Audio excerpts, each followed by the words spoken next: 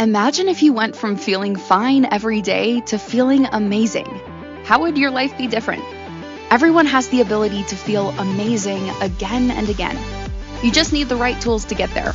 If you're ready to feel amazing, stick around. Now, here's the host of the I'm Not Fine show with functional nutrition coach Lizzie Ens. Hello, everyone. We are back again for another wonderful and amazing show here on the I'm Not Fine show. I'm your host, Lizzie Ens, and every week we come on here and we bring you powerful messages, really important health information with applicable steps for you guys to take and simple steps for you guys to take and walk away with. That is always my goal. Always my mission, because I want you guys to get to that place of feeling empowered and equipped to take care of your health on your own. Of course, I work with clients for that as well, because sometimes you just need that person in your life that will help you, guide you, figure out what is going on with your health so that you can heal and feel better and live a happy, longevity, sustainable lifestyle. That's what we all want, right? Today's episode, however, is a special one. It's going to be a little bit different. If you're new here and you don't know this about me, I grew up in the strictest form of Amish community that you can grow up in. That journey there led me to what I do now today. And it's this continuous, ever evolving journey, which is what it should be like for everybody in life. I have to say, in the last year, it has been quite eye-opening for me how many people are really hungry for the information about the Amish community. How do they do it? What is their lifestyle like? Why do they believe what they believe? What's a day-to-day look like? And how do you go from something that is so incredibly strict and closed off from the outside world to creating the life that I have now? Took me a long time to get where I'm at now, but really, truthfully, I've been out of the Amish community longer than I was in. And when I look back to what I've done in those 19 and a half years since leaving, it's quite astonishing. Like, it's quite phenomenal. So I have to pat myself on the back, and I have to recognize the fact that all the work that I have put in and everything that I have done and put in, like, it's paying off. But more importantly, this is not just about me. This is about the people that are in my life and the people's lives that I'm here to help change and empower you guys and encourage you guys and get you guys to believe, hey, if she could leave the Amish community, run away and escape at 19 with $20 in her pocket and create the life that she has now, I can do anything as well.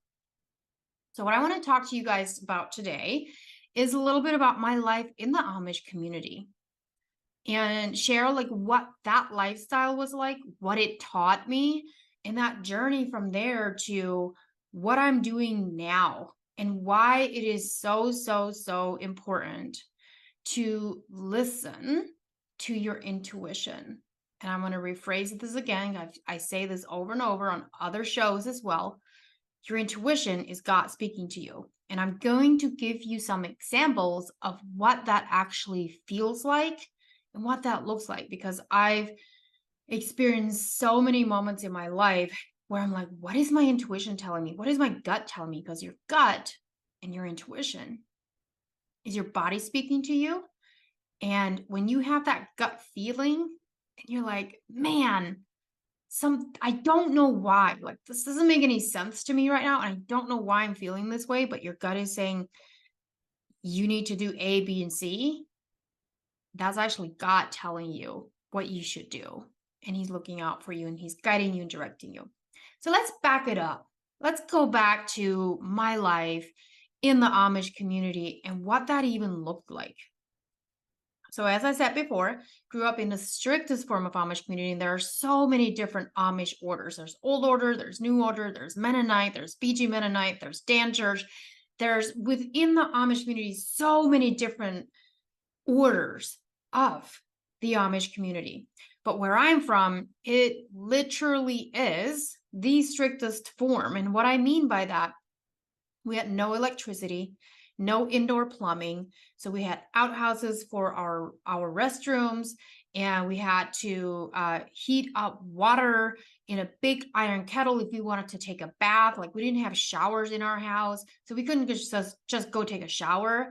We we took a bath once a week, every Saturday night, tradition. Everybody gets a bath. The only time that we got more than that is if it was really hot in the summer and we were out working hard in the gardens and in the field, and we got like really, really sweaty and dirty, which we always got dirty because we lived on a farm. But that was a little bit different, and you get itchy. We would come in at late at night, and we would take like I call it a bucket bath or a bucket shower, where you just take like a little 2-gallon bucket with water and you pour it over you and you give yourself a little bucket shower. That we did do in the summer. So then we used wood burning stoves to cook our food and heat our homes in the winter. There was no air conditioning. There was no ceiling fans. There was nothing like that. If we wanted to cool down in the summer, we had to go to the basement where it was nice and dark and cool. And that's how we cooled down in 90-degree weather. We worked really, really hard. You know, I lived on an 80-acre farm with my 18 siblings, and every morning we would get up and go milk our cows by hand. I actually milked so many cows that like I got carpal tunnel in my hands because every morning, every night, that's what we did. And after so much time, eventually my hands were just like, can't do this anymore. So it got really, really painful. You want to know a trait to carpal tunnel? I had it so bad about a month before I actually ran away from the Amish community. I was having carpal tunnel so bad. I would wake up at night and not be able to go to sleep because it hurt so bad. I would go downstairs, grab a raw potato, slice it. I would take a handkerchief and I would put the potato inside the handkerchief, and I would put wrap that around my wrists, and then I would go back to bed, and it would literally, I could feel it like pull out the inflammation. So that's your little home remedy trick. We put it on our ears too. So it would pull out the inflammation, and then I would go back to sleep. So we did that every morning. And then, you know, the rest of the day was, hey, we're either in the summer, we're planting gardens, we're harvesting, we did a lot of sewing, and then, you know, typical regular farming stuff as well, like planting the wheat and the hay and all alfalfa and all of that stuff. One of the things that the Amish community taught me was hard work, and sometimes to to a fault, because I have to really, really be careful now because I can be a workaholic. I literally had a friend tell me yesterday, he's like, I could ask you to do anything and you'd be like, yeah, I can do it. And I will do it. But he's like, you will work yourself to the ground, where it's like burnout. And I recognize that. So I will take time to like step away. But it's one of those things that's really ingrained in us. Like, a lot of people like to hire either, you know, a more modern Amish people or ex-Amish people because they know that we work really hard and we're very dependable. I want to go back to like the order, structure, and discipline that I talk about. So order, structure, and discipline is something that's very like, that's like Germanic. Like, the Germans are just well known for that. And I've been studying this for a while, but I really thought about, okay, what is it that can make the Amish so successful? Like, what do they do differently? And I was doing this fast earlier this year. And within that time frame of doing this 3-day fast, my mentor asked me, like, what did you learn? about your past during this fast, because when you're fasting, it's spiritual, when you're fasting like that. And it took me 2 seconds to say, oh, this is what I learned, because the fast was a representation of what I actually learned in my childhood. And I said it was order, structure, and discipline. You have to have order. And Germans, I have German, like obviously German ancestors. The Amish are also a break off of the Swiss Anabaptists, so there's Swiss in there. But the Germans are very, very well known for their structure and their discipline and order as well, like very, very orderly. So I thought about those days and I said, you know what it is? I said, it's order, structure, and discipline, because you have order, right? Order is creating an environment that's not chaotic. Okay. And then the structure around that, because there's a difference between order and then there's a difference between structure. There's variables there, but there's also crossovers, like they cross over as well. But the way that our day was structured is there was just order around it. Let me give you an example. Every morning for breakfast, the entire family got together. That was order. It was just expected. Every day for lunch, the entire family got together at the table. Every day for dinner, the entire family got together for dinner. There was no like, oh, I'll eat, an hour later or whatever. No, it was literally breakfast, lunch, dinner at this time. That's order. The structure beyond that is after that, beyond that order of that, there was a structure with it as well. And so it's like, okay, after breakfast, here's what the women go back doing. And, they'll go sewing, quilting, cooking, canning, all of those things. And the men go outside and they do the farming outside. And then you come back in for lunch, and then the same thing in the afternoon. And so the structure there was what is the expectation? Like, here's what's expected. And then the discipline is showing up every day to do those things, follow through, because the discipline and follow through have correlations as well. There's differentiations, but there's also crossovers. So the discipline is like, are you being disciplined to showing up every day to complete the tasks that need to be done? And then the follow through is, I'm doing this over and over and over. Okay. Now that can sound really, really mundane, but the reality is, whether it comes to your health, whether it comes to your business, whatever it is, if you want to grow and build something that is strong, has a really strong foundation, and you want to build onto that, you have to have these things in place, because these are the things that build a foundation. And when you build a strong foundation, ain't no hurricane that's going to come in and wipe that out. Okay. So I'm going to continue to talk a little bit about the differences in the Amish community as well. Like, one of the most common questions that I get asked is, what's the difference between Amish and Mennonite? Plain and simple is the Amish ride around in horse and buggy. They don't have any electricity. And the Mennonites are driving around in cars, and they do have electricity. But with that being said, there's tons of different orders of the Amish, and some are much more modern. So old order and new order are much more modern than where I grew up. So they will have indoor plumbing. They won't have electricity, but they do have indoor plumbing. So they'll have their showers and their bathrooms and all that stuff inside.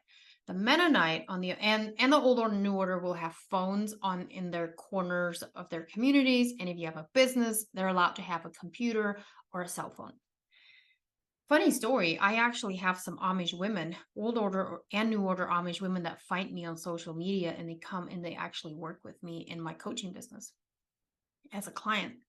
And I ask them, how did you find me? And they're like, social media. And I'm like, I didn't know you're allowed to be on social media. And they're like, we're not, but we still are. So they push a lot of the boundaries. And then the Mennonites, within the Mennonite community, there's also tons of different orders. There's BG Mennonite, there's Mennonites that wear regular clothing, but they're still considered Mennonite. And then there's Mennonite that wear always dresses and different types of dresses. So they all have their own rules. So it's really interesting when you think about it, is like they create these little hubs within their communities, and then people decide which orders they want to follow. So that's a difference between Amish and Mennonite.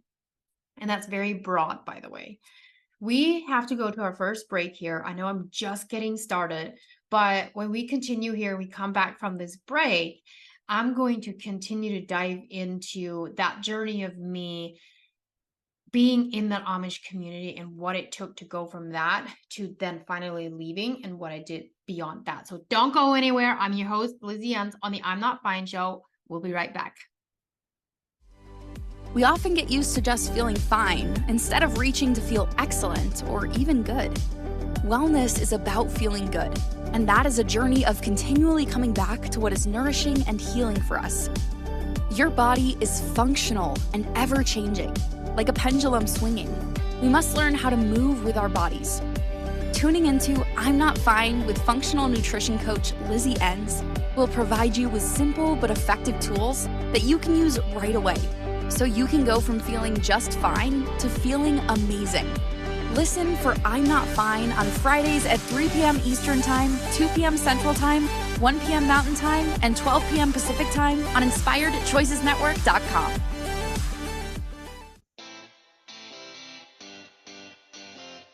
Are you a subject matter expert? Are you here to share your expertise with an audience waiting to hear from you in only the way you can deliver?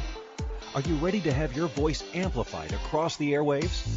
Inspired Choices Network has a global radio platform streaming to millions of people across the world. Professionally produced and supported by an accomplished team every step of the way, you can broadcast from anywhere in the world, knowing your voice matters, and we ensure it is delivered with ease and efficiency. Eager to hear your message, the world awaits. Contact us today to become an Inspired Choices Network radio host. Email become a host at inspiredchoicesnetwork.com. This is I'm Not Fine with Lizzie Ens. To participate in the program, join the live studio audience in our chat room at inspiredchoicesnetwork.com. You can also send an email to Lizzie at undietyourself.live. Now back to the program. Welcome back, everyone. We are going to keep diving into this amazing topic about the Amish community. And before the break, I gave you a little bit of a breakdown of what the day looked like. Like, what does it even look like when we talk about order, structure, and discipline? And the differences between the different Amish and Mennonites, common questions that people ask me. What I want to talk about now, I'm going to go into is kind of share with you guys a little bit of my journey of going from living in that to then finally leaving and living the life that I live now. So a very common question that I get all the time is, at what point did you know that you were going to leave or that you wanted to leave? This happened really early on in my teenage years, to be honest. I knew in my spirit that I didn't belong there. And I was one of those kids that always caused trouble because I couldn't follow the rules. I always broke the rules, and then I would get in trouble. And I would also get in trouble for things that I didn't do because they just assumed it was me. Okay. That's what happens when you're a troublemaker. You sort of become like the black sheep of the family. Have you ever been called the black sheep of the family? Typically, the black sheep of the family, when we're called that, is because we're called to do greater things. We're called to question things. We're called to make a massive difference in the world. And so I started to have that feeling very early on. And I really, really gave my mom a run for her money because I would question her. I'd be like, Mom, why can't we cut our hair? Like, this doesn't make any sense to me. And her answer was always, that's just the way it is. Okay, Mom, why is it that music is bad? Like, why would that be bad? Because we weren't allowed to have music. We weren't allowed to have cameras, any of that stuff. And the answer was always, that's just the way it always has been. And it's just the way it is. And their whole belief system is that anything that is really, really modern is you being part of the world, and they don't want to be a part of the world. They also don't want to be part of the government. So when we're born, we don't get social security numbers. So I didn't have a social security number when I left. And I'll tell you how I did that. But that's their way of saying, like, we're not going to be part of the government and we don't want to rely on the government. Unfortunately, in the last few years, the government has been working on weaseling their way into their little community. And they're very, very protective with that. So I didn't have a social security number. And, but like I said, I'll go into that in a little bit later when I tell you the story about how I left. But I just remember like feeling like, okay, we weren't allowed to have public display of affection. We were never told, I love you. We were never allowed to give each other hugs or receive hugs from our parents, siblings, anything like that. The only time that you started being able to do that is when you started dating. And the married people also were not allowed to give each other a kiss in public, hug each other in public. They never said I love you, any of those things. And a lot of the women, they get married at like 20, 21, and they start having kids, and they have a lot of kids. Like my mom had 19 kids. And I just remember having this feeling of, I don't want to stay here and be a baby making machine. Like, that's not me. I could never picture myself getting married, and I could never picture myself having a lot of kids. I couldn't see it. And so because I couldn't see it, I questioned it. I questioned why it's bad to say I love you. I questioned why it's bad to give each other a hug. And that tells me now, like, I was craving that. I needed that, but I wasn't receiving it. But then I started to learn more about the rules of the Amish and them talking about, hey, if you put a pin in wrong in your dress, then, you get shunned from the church. I became a member of the church at the age of 18. And actually, I was 19. So I was a member of the church for 6 months before I left then. And I just remember the preachers coming to visit me one time, and they're telling me that someone told them that I had like pins in the wrong way in my dress. And they said that if I wouldn't fix it, that I would be shunned from the church for, a week or two, however long they felt like was right. And I thought to myself, if I'm going to get, because to them, that's like, if you're not listening to their rules and obeying their rules, then you're going to hell. Like, that's just it. That's who God is. But they made up their own rules.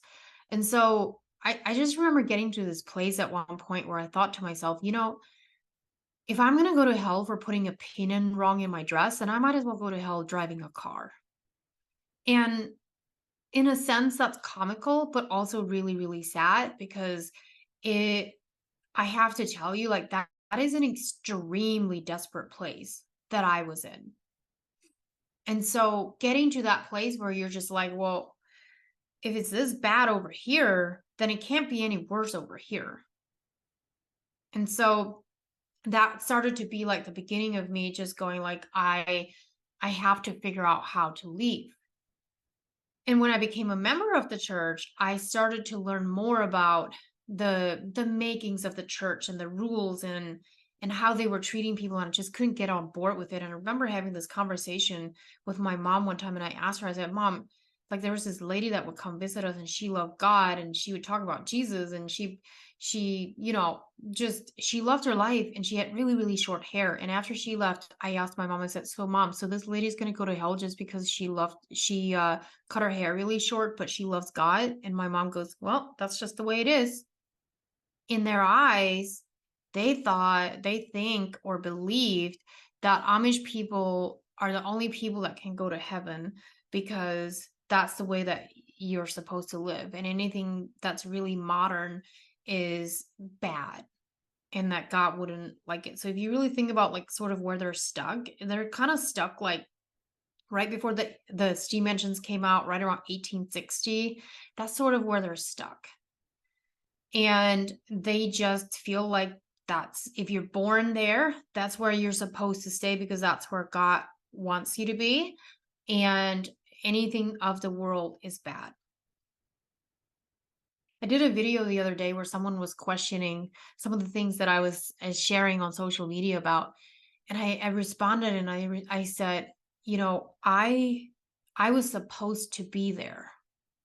I was supposed to live in the Amish, be born into the Amish community, and I was supposed to be there at the time.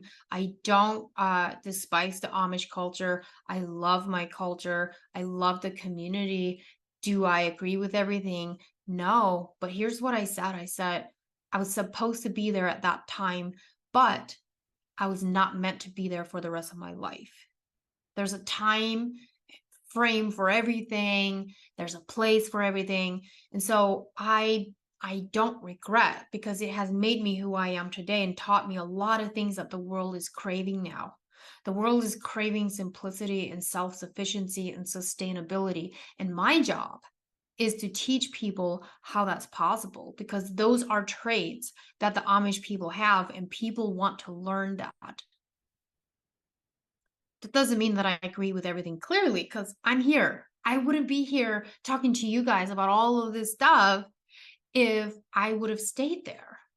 And there was a reason why I had this urge of leaving from a very young age. So when my twin and I have a twin sister, and when we were 17, we actually ran away for 2 days. And I thought this was my way out. I thought, now I'm finally out and I can go, build the life that I want and have always dreamed of, and I don't want to be a part of the Amish community anymore. 2 days later, a brother of ours called the house that we were staying at, which was at a cousin's house, and this was back when home phones were still in.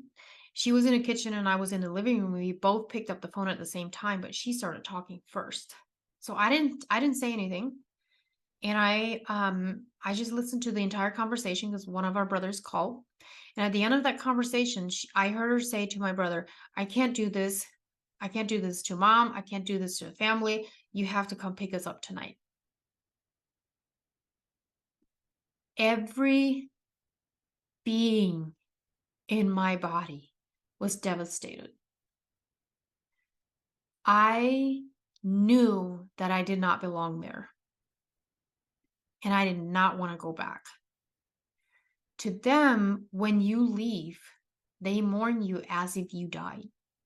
Like if I ask my siblings, I have a few siblings that left as well. And if I ask them, hey, what was it like when I left? And they'll say, it was like someone died. That's how they mourn you. But I just knew. I knew I did not belong there. So because my twin was going back, I said I had to go along with it. So we went back. They came and picked us up. We went back, and I can still feel that feeling of every bone in my body screaming like, I don't want to go back. But I felt like I did. So this was when we were 17. And the following day after we got back, everybody treated us nice because we're back, and they're like, they want to make sure we don't leave again. I told my twin, I said, listen, I'm not staying here forever. I will leave again. And she goes, yeah, I'm not staying either. And she's still there. I haven't seen her in about 11, 12 years, something like that. And she has about 10 kids. I think she has 10 kids.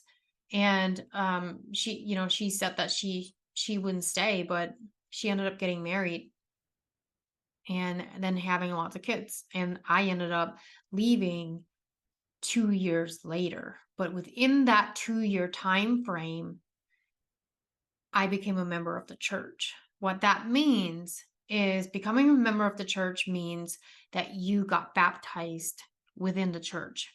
So every summer, there's a period of time for a few months leading into the fall that whoever is at that age to start joining the church and become a member of the church, usually around 18, 19, it's expected of you to do that.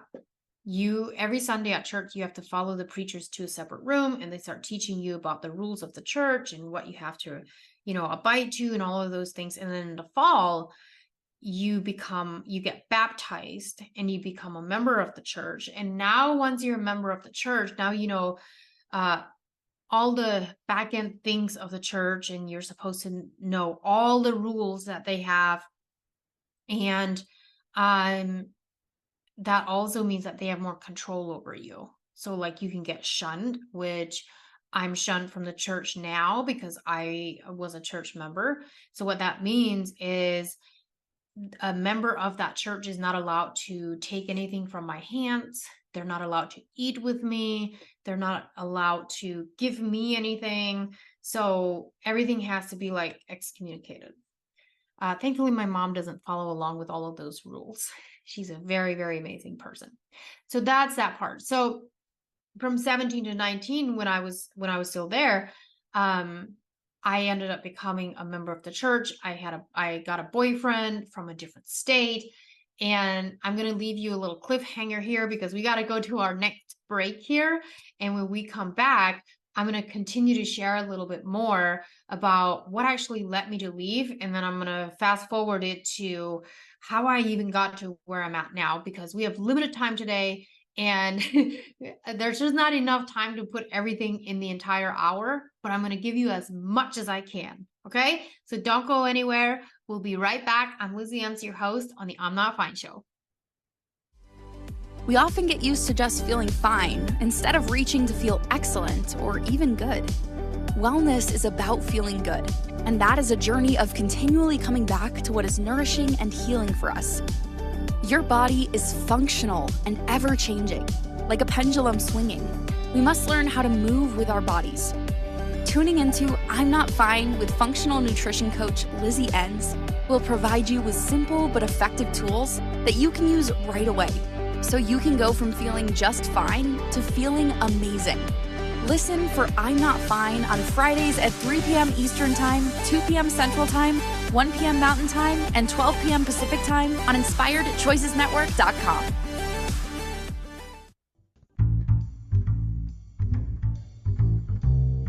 How wonderful would it be to carry your favorite Inspired Choices Network host with you throughout your day? Well, now you can. Inspired Choices Network now has its very own mobile app.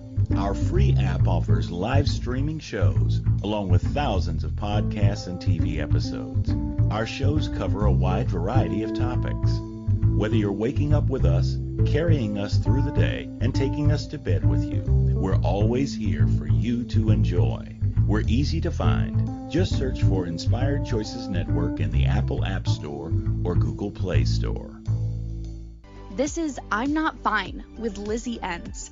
To participate in the program, join the live studio audience in our chat room at InspiredChoicesNetwork.com. You can also send an email to Lizzie at undietyourself.live.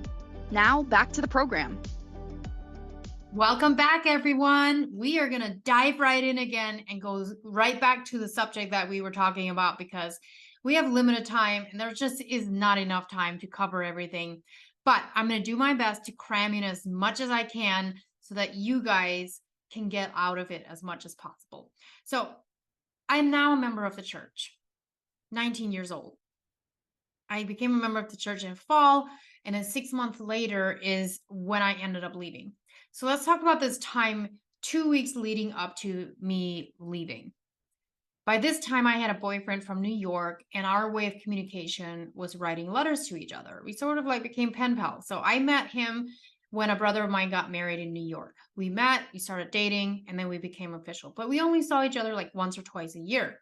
Otherwise, we wrote letters to each other. Every other week, I got one from him, and every other week, he got one from me. And we were both kind of rebels, but we had never talked about leaving the Amish community ever. And you have to be very, very careful. 2 weeks leading up to me actually leaving, I was working at my oldest sister's house. And something was going on in my spirit where I was just like, something massive is about to change. And I didn't know what it was. I knew my spirit was unsettled. I knew I was unsettled. And I knew that I didn't belong there because I could not adhere to the rules. I was pushing the boundaries all the time and I didn't care. But I was very discreet with it too. I was very, very careful because I pushed the boundaries and I did a lot of things behind the scenes. And I did it in a way that most of the time prevented me from getting caught. My brother-in-law, I was working at my oldest sister's house, and my brother-in-law started to catch on to some of the things that I was doing. And he started like coming at me as if he was my parent. And I was like, you're not my parent and you don't get to parent me. And he literally said to me one day, he goes, why can't you be more like so and so, which was a very well behaved girl within the church.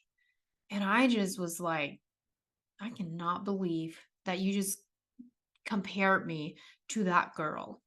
But he wanted me to be obedient like this girl. She's adhering to all the rules, but I couldn't. My spirit couldn't do it. And so I'm working at my sister's house, and every night that I would go to bed, for about 2 weeks this would happen. Every night that I would go to bed, you know what it feels like when you're like falling into that first deep sleep, and sometimes you get woke up and you're just like, oh my gosh, like that felt really, really weird. Well, for 2 weeks leading up to me leaving, every night that I would go to bed, I would be falling into that first deep sleep. And then it would feel like somebody was literally taking the bottom of my bed and shaking it, like waking me back up. And I thought it was God punishing me. I thought he knew like what I was thinking and that I wanted to leave, and I was doing all these things that were not obedient to the church. And it would happen 5 or 6 times every single night before I was finally able like to go to sleep. I was scared to death. I realize now that he was not punishing me. He was actually waking me up. And he was trying to get me prepared and ready and be like, you need to go. Like, it's your time to go. But I didn't know how, didn't know where. I had no clue. So get to the day that I actually do leave. It's my turn to deliver a letter to my boyfriend. So I go and I delivered a letter into the mailbox. But when I opened the mailbox, there's a note in there and it has his handwriting on, but no address. And I thought, that is so strange. So I opened up that note, and it was his note, and he said that him and his sister and her boyfriend drove down with a mutual friend of ours from New York the day before, and they left the Amish community. And if I wanted to come, they would come by that night at 10 p.m. and pick me up. And I thought, I literally like snapped my fingers and said, I'm leaving. So I fast forward to the rest of the day. I got to figure out like, how am I going to leave? What is it going to look like? Does anybody know that I'm going to leave? Because you're so freaking scared that someone might be reading your mind and just be like, oh, you're just going to leave. They don't know. So I have all this time. So I wait until nighttime. It's time to go to bed, and everybody else is like preparing and like go to bed. So I go upstairs on the 3rd floor, pretending like I was going to go to bed.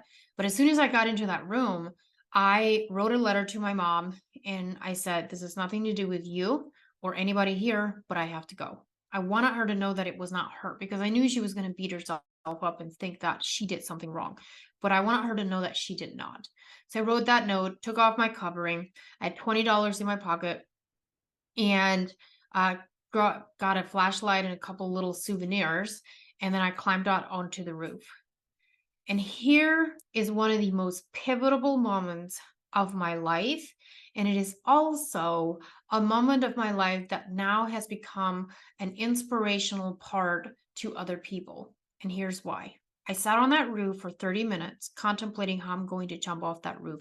While this is happening, I'm thinking about my twin sister that's getting married 6 months later. If I leave now, I know I'm not going to be at her wedding.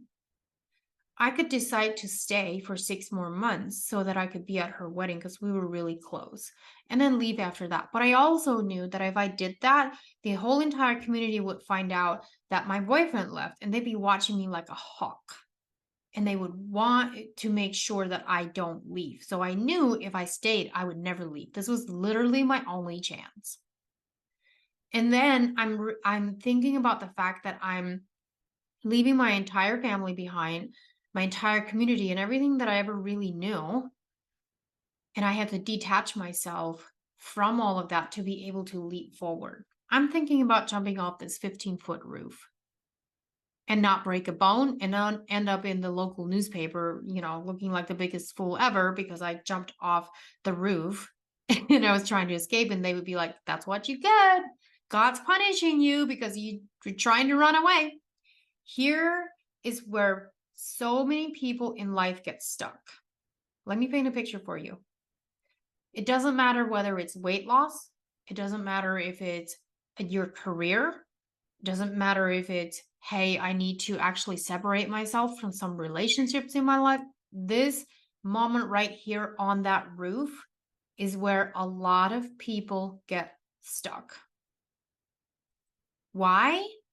Because we're not willing to let go of the things that we need to let go of in order to move forward. We're so attached to our past.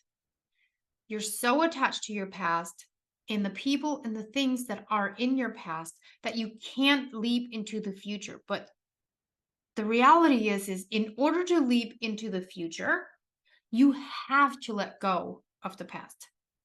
You have to let go of your old habits. So my message to you today is please don't get stuck on the roof. Now, you don't have to physically jump off of that roof, but metaphorically, sometimes you have to. You have to take a 15-foot leap and say, I'm going and I am detaching myself from the past. Now, that doesn't mean that you forget everything that the past has taught you, that you don't take some of that with you, because I've taken many things from my past, brought them with me, but I've elevated them and I've made them better and they've made me who I am. And I'm using it as a tool to teach others. Okay? But it doesn't define who I am. You can't allow that to keep you trapped from leaping forward and moving into the future. So when you think about your health, if you want to change your health, you want to become healthier and you want to live longer, you cannot keep the same habits. You cannot be attached to the same things, the same people with the same habits day in and out. You cannot keep the same things and do the same things if you want different. You can't. So if you are in a place where you're like, okay, I want to be a different person and I want better habits and I want better health, you got to flip a switch and you got to say, I have to change. So in that moment, it was like I was stripping everything of me. And I said, okay, this is going to suck. It is very, very painful. But I believed in the future so much, and jumping off that 15-foot roof was freedom to me. Even though I had no idea what I was going to do and what it was going to look like. I just knew in my spirit that I needed to go. And so sometimes you don't even know what the future looks like. And that's the other thing that paralyzes people. It's like, because we cannot see what the future will actually look like, and we don't 100% know the path that we're going to take and the steps that we're going to take and what that even looks like, we're trying to figure it out. But the beauty in the journey is finding joy and learning in the journey. It's not knowing every step of the way. You don't need to know everything. You don't need to know exactly how it's all going to happen. All you need to know is that it's going to happen. You hear me? All you need to know is that you believe in yourself and you believe in your mission and you know that it's going to happen, but you don't need to know every single detail, because guess what? As I said, the beauty of it is finding the joy in the journey and learning that along the way. And you become the person that you want to become. You don't become the person from a first grader to an eighth grader like that. And sometimes as adults, that's what we want to do. We want to go from A to Z. But the reality is, within the journey, there's levels and there's steps. And if you embrace that and you tune into that and you tune into you tune into the journey and you find joy in it, you're learning, you get to learn. You have to be a kid again. In order to learn what you need to learn in the adult life, you have to be a kid. You have to learn, you grab onto your experiences. I teach this to my clients all the time. Say, listen, it's going to feel mundane at some point. You're going to be like, oh, I got to do the same thing over and over. But the reality is you're doing the same thing over and over, day in and day out to begin with, whether good or bad with your habits. So what I teach them is become a kid again. Find joy that you get to learn. Find joy in that whole journey. And if you tune into yourself in that aspect, it makes everything so much better. You don't have to have it all figured out. Nobody does. But you do get to learn, and you need to learn and apply the things that you do learn if you want a better life. We have to go to our very last break here. Like I said, we don't have enough time, but we're going to make the best of it. And I'm going to still jam in some more stuff in here for you guys. But we do need to go to our last break here. But when we come back, I'm going to continue to talk about this and some of the key things that I did to go from $20 in my pocket, no social security number, no job, and no non-Amish clothes, no modern clothes, nothing like that with me when I left. How did I do that and go to building the life that I have now? Stay tuned. We'll be right back. I'm Lizzie Ens on the I'm Not Fine show. We often get used to just feeling fine instead of reaching to feel excellent or even good. Wellness is about feeling good, and that is a journey of continually coming back to what is nourishing and healing for us. Your body is functional and ever-changing, like a pendulum swinging. We must learn how to move with our bodies. Tuning into I'm Not Fine with functional nutrition coach Lizzie Ens will provide you with simple but effective tools that you can use right away, so you can go from feeling just fine to feeling amazing. Listen for I'm Not Fine on Fridays at 3 p.m. Eastern Time, 2 p.m. Central Time, 1 p.m. Mountain Time, and 12 p.m. Pacific Time on InspiredChoicesNetwork.com. This is I'm Not Fine with Lizzie Ens. To participate in the program, join the live studio audience in our chat room at InspiredChoicesNetwork.com. You can also send an email to Lizzie at undietyourself.live. Now, back to the program. Welcome back, everyone. We are going to finish out this show strong here today as we're talking about what you need to do in order to change your life if you want a better life. And what I want to share with you today is, as we end this show, is how did I go from all of that to where I'm at today? I'm going to give you some key things here. And I already did. I share it with you. Like, if you want change, you got to change your habits. You got to change the way you think. You got to tune into how you're thinking, what your habits are like, and what you need to do in order to change that. But all the while finding joy in that whole journey and process. So always keep that in mind. So what did I do?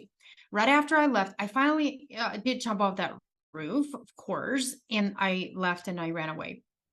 2 days after I left, I got a job as a dishwasher because a mutual friend, she was working at a restaurant that was really familiar with the Amish kids leaving and also us not having social security numbers.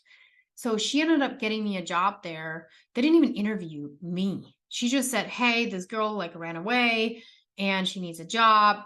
She doesn't have a social security number. And they hired me as a dishwasher. They knew I was Amish, so they just hired me as a dishwasher because they knew. So 2 days later, I went to work and I was like, what? This is crazy. I knew nothing about having a job.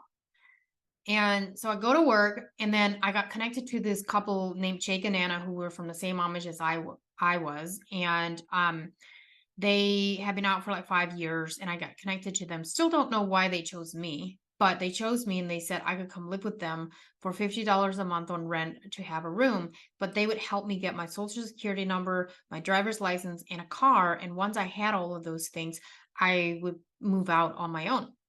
Well, I had all of those things within 2 months, and then I went out on my own. One of my older brothers had left a few months before I did, and him and I ended up moving in together. But I had to learn how to hey, you have rent due, and you got to pay for your own food. And I remember my first paycheck that I got, I got $50 and I was like, oh my gosh, this is so much money. Well, I learned very, very quickly that that's not that much money. So didn't go very far. So after that, like moved out and I just continued to work. A few years after that, I went, I had an 8th grade education. So a few years after that, I went and got my GED.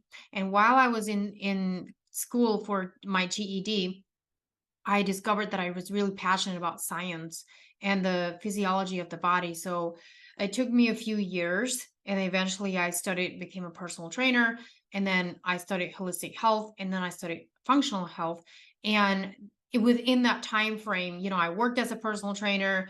Then 2020 hit, and God was like, time to start your own business. So that's when I started my own business, and it just continued to evolve from there. But here's something that I want to share with you guys. People ask me, like, how do you do it? And I said, I set myself apart. One of the things that I did not do when I left is I did not think about the fact that I didn't go, oh, I'm going to be out for a year and then go back. No, I was like beeline forward. I only look forward. So I was laser focused. I was laser focused on the fact that I'm not going back. I'm only going forward. So I wasn't attached to that. Was there healing that had to happen? Lots and lots. But the other thing that I did is I started to separate myself from the other ex-Amish people, not because I didn't like them, but I was able to see and recognize that I can't grow in the way that I wanted to grow if I stayed in that same circle.